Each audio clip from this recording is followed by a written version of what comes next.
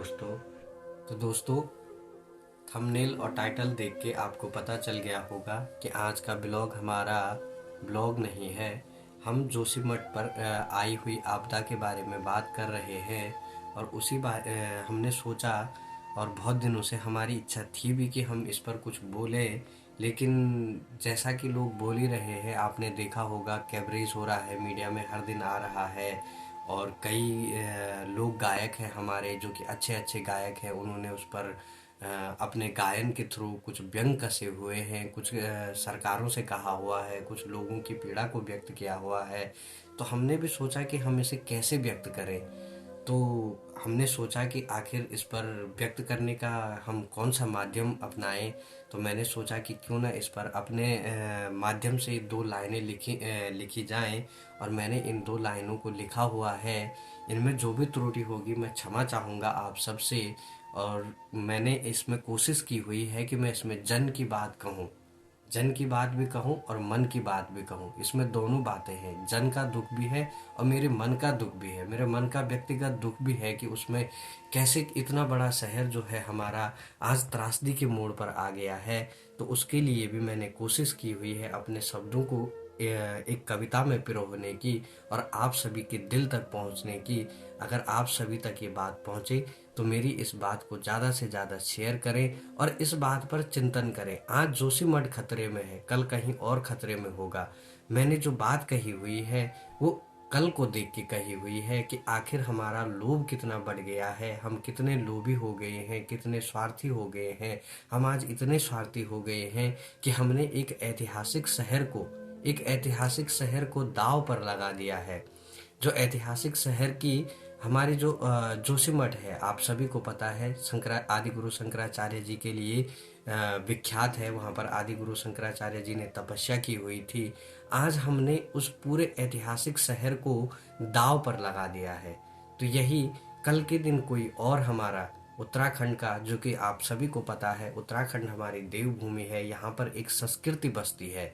तो हम कल के दिन किसी और शहर को ऐसे दांव पर न लगाएं, हमारा लोभ इतना न बढ़े कि हम पूरा का पूरा शहर, पूरे की पूरी जनजाति या पूरे के पूरे लोगों को हम क्या कर दे, दांव पर लगा दे। हम लोगों को तो वहां से विस्थापित कर सकते हैं, लेकिन वहां पर जो जीव जंतु है उनका क्या होगा, हमने उस बारे में कभी विचार नहीं किया। तो इसी को देखते हुए मैंने एक छोटी सी कविता आप सभी के बीच प्रस्तुत की है और उसके माध्यम से आपसे जुड़ने की कोशिश की है। यदि कविता इस पर एक लिखी हुई है जिसके बोल हैं कि आखिर दोष किसे दूं, इसे दूं या उसे दूं। इसे दूं का मतलब है यहाँ पर मेरा, इसे दूं से मेरा जो मतलब है कि मैं खुद को दोष देने की बात कर रहा हूँ। खुद से मेरा मतलब है हम खुद को दोष दे रहे हैं। और उसे दूं से मेरा मतलब है कि सरकार को दूं, सरकारों को दूं। तो चलो फिर कविता शुरू करते हैं। ज़्यादा मैं कुछ कहूँगा नहीं, कविता के ही माध्यम से अपनी सारी बात रखने की कोशिश करूँगा। तो चलो कविता को मैं शुरू करता हूँ। मैंने इसे लिखा हुआ है तो मैं पढ़ता हूँ। कविता के बोल हैं, आखिर दोष किसे दूँ।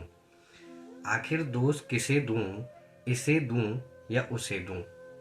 जब रोड न थी गाँव में, सड़कें जाम करके मंगवाई रोड हमने। जब रोड न थी गांव में, सड़कें जाम करके रोड मंगवाई हमने। आज हाईवे बन रहा है, आज हाईवे बन रहा है। आखिर दोष किसे दूं, इसे दूं या उसे दूं। कभी छिल जला के दिन काटे दादा दादी ने। हमारे गांव में छिल जलाते थे पुराने जमाने में, जब लाइट नहीं होती थी तो छिल जलाते थे। कभी छिल जला के दिन काटे दादा दादी ने। आज 2 घंटे बिजली न आए तो जान चली जाती है हमारी। आखिर ये सुख का भोग कर कौन रहा है, आखिर सुख का ये भोग कर कौन रहा है। अंधेरे से डर कौन रहा है, आखिर ये सुख का भोग कर कौन रहा है। अंधेरे से डर कौन रहा है।